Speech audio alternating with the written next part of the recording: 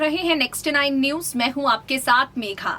सीधे चलेंगे उत्तर प्रदेश की तरफ और उत्तर प्रदेश की राजनीति में क्या उथल पुथल मच रही है, इसी मुद्दे पर आपसे करेंगे चर्चा। शिवपाल यादव, अपर्णा यादव, मुलायम सिंह यादव के परिवार के ये 2 सदस्य अपने परिवार से खिलाफ जाकर भारतीय जनता पार्टी की तरफ रुख कर चुके हैं। हालांकि शिवपाल यादव का बीजेपी के साथ अभी आधिकारिक तौर पर बंधन जुड़ा नहीं है, लेकिन संकेत पूरी तरह से ऐसे ही दिख रहे हैं कि शिवपाल चाचा भाजपाई हो सकते हैं। जिस अंदाज में उन्होंने योगी आदित्यनाथ की तारीफ की है, जिस तरह से योगी आदित्यनाथ द्वारा किए गए कार्यों को लेकर वो तारीफ कर रहे हैं, उन पर सकारात्मक प्रतिक्रिया दे रहे हैं, इससे मालूम पड़ता है कि चाचा शिवपाल का भाजपाई प्रेम किसी भी वक्त पूरी तरह से उमड़ सकता है। अखिलेश यादव और मुलायम सिंह यादव, इन्हीं के परिवार के सदस्य इनकी पार्टी को कमजोर कर भाजपा की तरफ रुख कर रहे हैं। ये अपने आप में एक बहुत बड़ी बात है। और एक कहावत आपने सुनी होगी, घर फूटे तो जवाहर लूटे। तो जिस तरह से घर फूटा है मुलायम सिंह यादव का, तो अब पूरी तरह से आक्रामक भारतीय जनता पार्टी के नेता भी हो चुके हैं।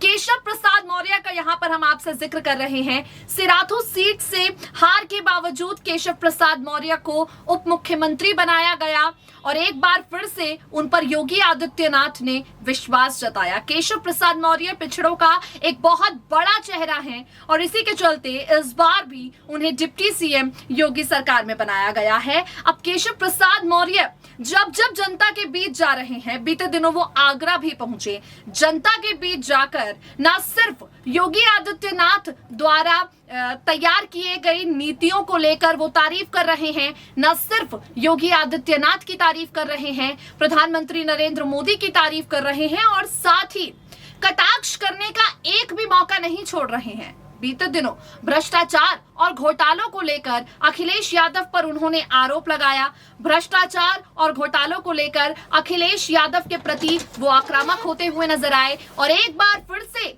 अखिलेश यादव पर केशव प्रसाद मौर्य ने हमला बोला है।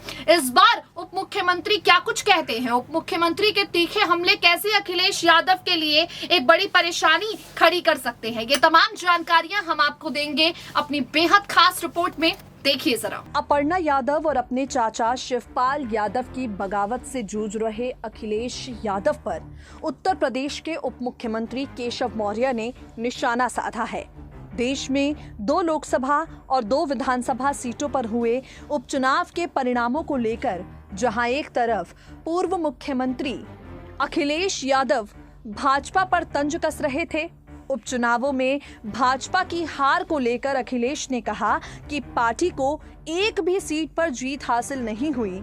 साथ ही अखिलेश ने पश्चिम बंगाल की आसनसोल लोकसभा सीट पर जीत के लिए टीएमसी उम्मीदवार शत्रुघ्न सिन्हा को बधाई दी।